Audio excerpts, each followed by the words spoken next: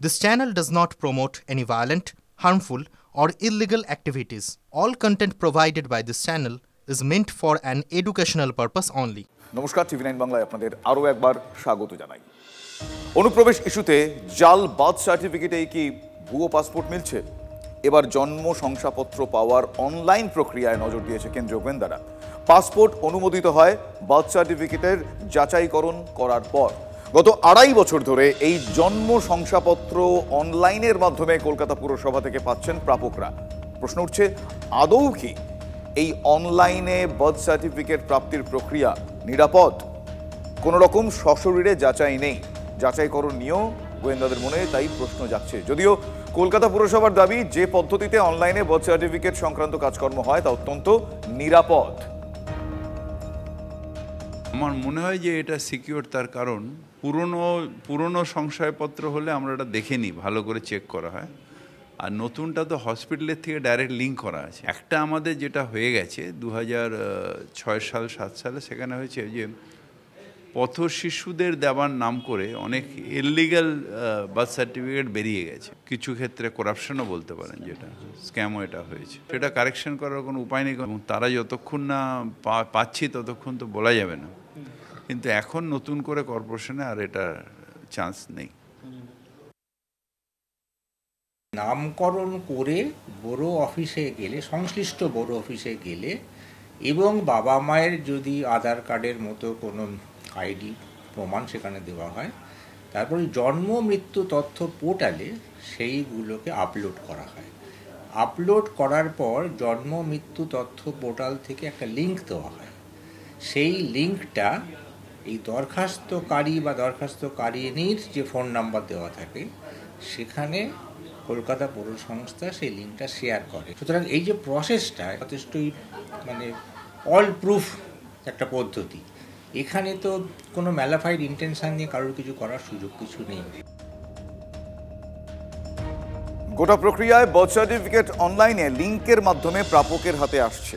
সেটির সহজেই জাল করে নেওয়া সম্ভব বলে দাবি করছেন সাইবার বিশেষজ্ঞরা। শুনুন তারা কি বলছেন। যদি সফট কপি হয় তাহলে digital signature definitely soft copy থেকেই ভেরিফাই করা উচিত, অথবা পিওরলি আধার কার্ডের নাম্বার দিয়ে সেই নাম্বার এবং সেখানটার যে মোবাইল নাম্বার এবং সেখানে যে ওটিপি, এই কম্বিনেশনগুলোকে দিয়ে ভেরিফাই করেই তবে প্রসিড করা উচিত।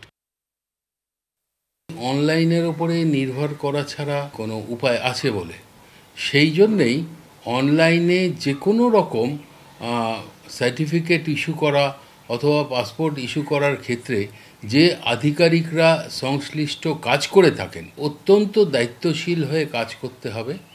এবং যদি তাদের কাজে কোথাও গাফিলতি দেখা যায়, তাহলে যে উপরের আধিকারিকরা রয়েছেন যথাযথ ব্যবস্থা নেবেন, সেখানে কোনো শিথিলতা করা যাবে না। এটাই একমাত্র উপায়। বাংলাদেশ অনুপ্রবেশকারী নিয়ে সরগরম রাজ্য রাজনীতি। যে বড়োর অধীনে সবথেকে বেশি বাংলাদেশি থাকে এবং পাসপোর্ট সেবা কেন্দ্র রয়েছে, বাগুইয়াটির সেই 12 নম্বর বড় চেয়ারম্যান সুশান্ত ঘোষ, তিনি দাবি করছেন কি, শুনুন। বিভিন্ন অভিযোগ তো উঠছে, এখন বিভিন্ন অভিযোগ উঠছে, সেটা অভিযোগগুলো খতিয়ে দেখা দরকার, এবং কোথার থেকে কী কারণে এই সমস্ত বার্থ সার্টিফিকেটগুলো দেওয়া হচ্ছে সেগুলো খতিয়ে দেখা দরকার আছে। সুরক্ষার প্রশ্ন, তখন অনলাইন অফলাইনের কোনো বাছবিচার না করে পুরো ব্যাপারটাকেই অত্যন্ত সুরক্ষিতভাবে যাতে মানুষের কাছে পৌঁছে, সেটা দেখাটা খুবই প্রয়োজন আছে বলে মনে হয়। এই বার্থ সার্টিফিকেট জাল কোথা থেকে তৈরি হচ্ছে তার শিকড় খুঁজতে ব্যস্ত কেন্দ্রীয় গোয়েন্দা সংস্থারা। স্বাভাবিকভাবেই কলকাতা পুরসভা হোক বা অন্যান্য পুরসভার যে অনলাইন প্রসেস এই বার্থ সার্টিফিকেট তৈরির ক্ষেত্রে, তার উপর নজর রয়েছে কেন্দ্রীয় গোয়েন্দাদের। কলকাতা পুরসভার স্বাস্থ্য বিভাগের আধিকারিকরা জানাচ্ছেন যে বার্থ সার্টিফিকেট যে অনলাইন প্রসেসে হয় তা সম্পূর্ণ নিরাপত্তা আঁটোসাঁটোর মধ্যে রয়েছে।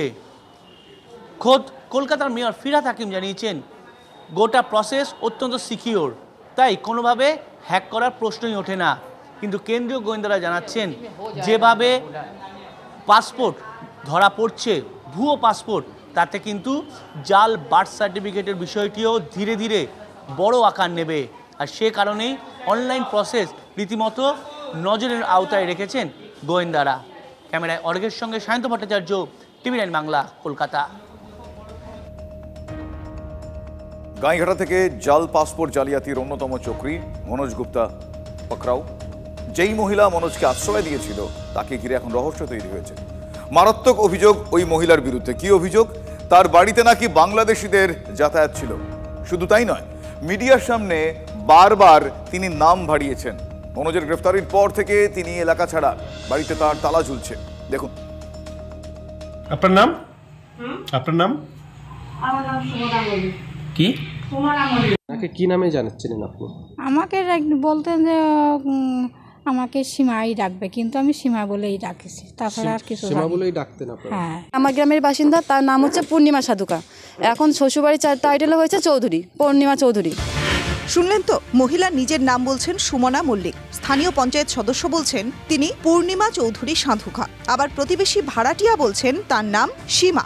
জাল পাসপোর্ট চক্রে এবার এই রহস্যময়ী মহিলার যোগ।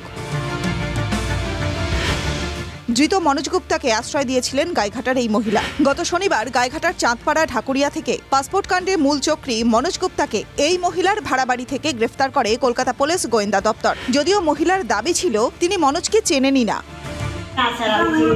এ বাড়িতেই তো থাকতো আপনার সঙ্গে বলছে। না স্যার, উনি প্রতিদিনকে রাত্রে এসেছে, এই পর্যন্ত আমি জানি, স্যার আমি কিছু বলছি। এবার এই মহিলাকে নিয়ে চাঞ্চল্যকর তথ্য। মহিলার কাছে যাতায়াত ছিল বাংলাদেশিদের, দাবি অঞ্চল তৃণমূল সভাপতির। মহিলার কাজকর্ম নিয়ে সন্দিহান গ্রামের পঞ্চায়েত প্রধানও। বিভিন্ন টাইপের লোকজন ওর বাড়িতে আসতো, কে বাংলাদেশি কে পাকিস্তানি সেখন তো দেখা সম্ভব না। তার লোক যা বলছে বাংলাদেশের লোকও আসতো ওনার বাড়িতে। এখানে ওর একটা ঠেক ছিল, কোথায় যায় সেটা আমরা জানি না। এটা একটা আশ্রয় কেন্দ্র, এখান থেকেও বেরিয়ে যেত কোথাও। আতঙ্কগ্রস্ত বাড়ির মতো আর কি, বাইরে দিকে বন্ধ থাকতো, ভিতরে লোকজন থাকতো, সেই রকম ভাবেই এলাকার লোকজন জানাতো। কিন্তু ভিতরে ভিতরে উনি যে এইরকম বাইরের মানুষকে আশ্রয় দিয়ে মানে অন্য অন্য কাজ করে সেটা আমাদের জানা ছিল না। এই মহিলা আগে ডুমা গ্রাম পঞ্চায়েতের ছেকাটিতে থাকতেন। সেখান থেকে জমি বিক্রি করে তিনি চলে গিয়েছেন। ছেকাটিতে থাকাকালীন তার বাড়িতে বাইরের লোকজনের আসা যাওয়া ছিল।